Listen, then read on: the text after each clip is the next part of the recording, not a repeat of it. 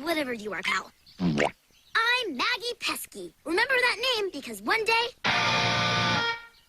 I'm gonna be a famous rock star. But today I play for free. So sit back, relax, and get ready for some rockin' toonskis.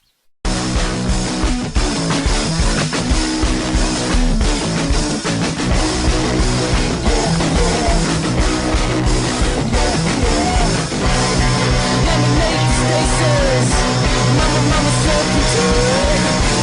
I got a breathalyzer, and my body's clean.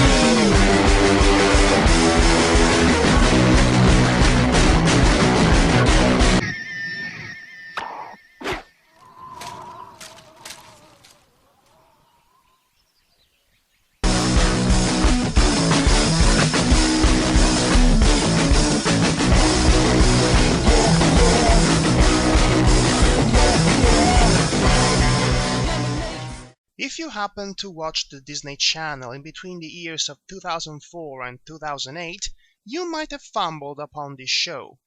Maggie Pesky is a manic teenage fly that dreams of being a rock star. She lives in a carton milk house with her family. Parents, Big Brother Emperor of all egomaniacal jokes, maggot baby sister, and adorkable little brother. The Prancing Princess is the best! Is a Prancing Princess Prancy? You bet she's really neat. Is a Prancing Princess fancy? For sure she can't be beat. Prancing Princess doll, now available in pink, off pink, and ultra pink. Collect all three. She has a best friend with a quirky accent and a wild imagination. I know it's a little out there, but hear me out. We strap her to a rocket. And we blast her into an entirely different galaxy. And a recurrent arch-nemesis in the customary appearance of the ultra-villainous popular girl at school. How could that loser get nominated? I know! You are so going to win! Totally! And even if you don't, we will so transfer with you. Yeah, well, I'm not taking any chances. Get me the worms! Earthworm Jim! The soil he did crawl. Earthworm Jim! A super simple fall. It's the classic Disney's brand of teenage girl sitcom formula a la Lizzie McGuire and relative descendants, ripped apart with consistent amount of humor and over-the-top zaniness, and placed inside the vibrant context of a world filled with cartoon insects. The Buzz On Maggie was a short-lived gem to say the least. Not to mention a very interesting production in its own right. The series was created by Dave Polsky, whom was already known at the time for co-writing the second installment of the infamous Scary Movie franchise that spawned an entire legacy of cheap movie spoof comedies. That's not all he worked on, however. He also wrote for several cartoons such as The Cramp Twins, Pucca, South Park, the English dub for Pokemon, and, more recently, My Little Pony Friendship is Magic. Specifically, he's responsible for 3 of the most hilarious episodes on this last show, Feeling Pinky Keen, Over a Barrel, and Too Many Pinkie Pies. By comparing these ones with the Buzz On Maggie, it can be noticed a slight resemblance in the style of humor and overall structure.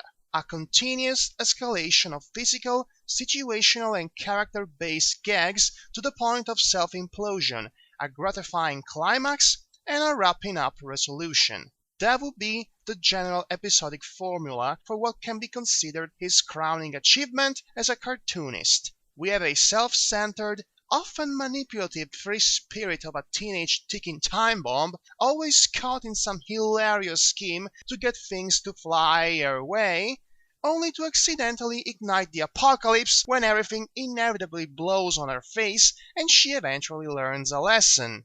I've discovered the ultimate in procrastination. Join enough clubs, and I can procrastinate my exam into never happening! Or maybe not. But that's what makes her funny and endearing in the first place. 50% of the series revolves on pure comedic hijinks derived by the fantastic chemistry of all the characters involved and the simple yet functional nature of their setting. I was just telling Gilbert here that removing a Band-Aid is no big deal. No, it'll hurt! You got that right. I mean, it doesn't hurt a bit. The other 50% is basically bug-related puns and jokes that are actually hysterical for once. Can I go see the new Flying Eater movie? You mean the incredibly violent film about a half-frog, half-robot who attacks innocent flies? That's the one.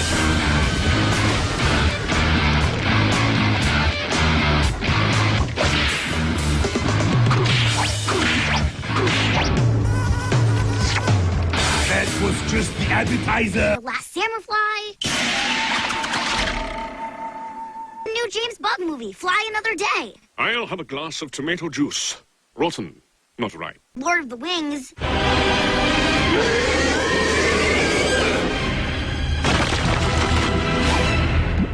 Mommy! And let's not forget about David Cronenberg's The Human! What?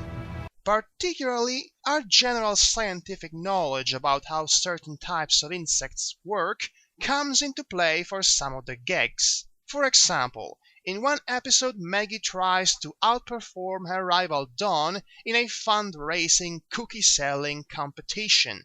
Then she kind of sells said cookies to locusts.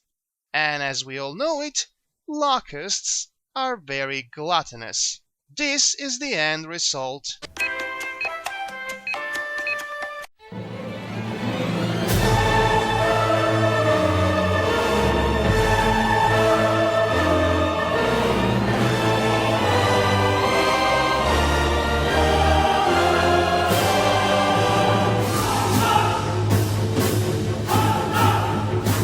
Just like in the Bible. From an aesthetic point of view, the show is still a treat to the eye despite being the first Flash-based animation on the Disney Channel. The character's design shows off the glorious style of classic Golden Age Hollywood cartoons. Slender bodies with big-eyed big heads, immortal four-fingered gloves, and extreme facial expressivity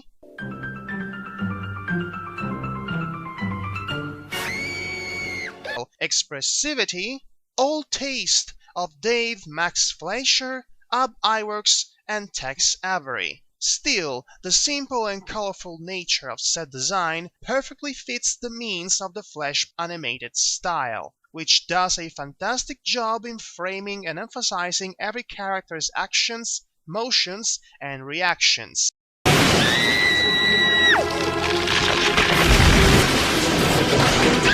What's wrong? Hey, you seem scared. Are you scared? My little brother's in there!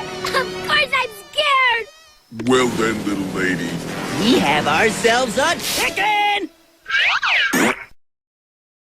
It's both a visual tribute to the classics and a unique artistic dimension that feels fresh and contemporary to this very day. Also, Maggie Pesky kind of looks like the fly version of Ramona Flowers. She's adorable and deadly at the same time.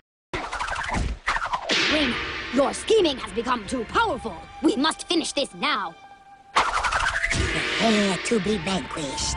Show's director Dave Wasson, creator of Time Squad, and George R. Gutierrez, creator of El Tigre, The Adventures of Manny Rivera, and currently working as an animator for Cartoon Network's Mad, are credited for the overall art and character design. The voice of Maggie is provided by Jessica DiCiccio, whom you might know for her role as the Flame Princess from Adventure Time. Other voice actors are David Kaufman, whom also performed Danny Phantom, and the voice acting goddess herself, Tara Strong. Get me the worms!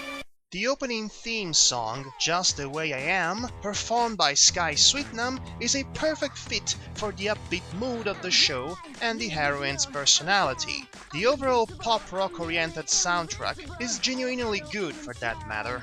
Overall, the Buzz on Maggie was a terrific show with a solid premise and an even solider production value. It's just too bad that, much like many good cartoons from back then, it only lasted a few episodes before getting axed down. Ah! Probably its only fault was being far too ahead of its times. If it was released in the internet mainstreamed cartoon era that was born with My Little Pony Friendship is Magic, Maggie Pesky, her family and friends might have been able to get the hardcore cult following they deserved and been alive for more than one measly 21 episode season. A man can still dream. Rock on, Sister Bug. Rock on.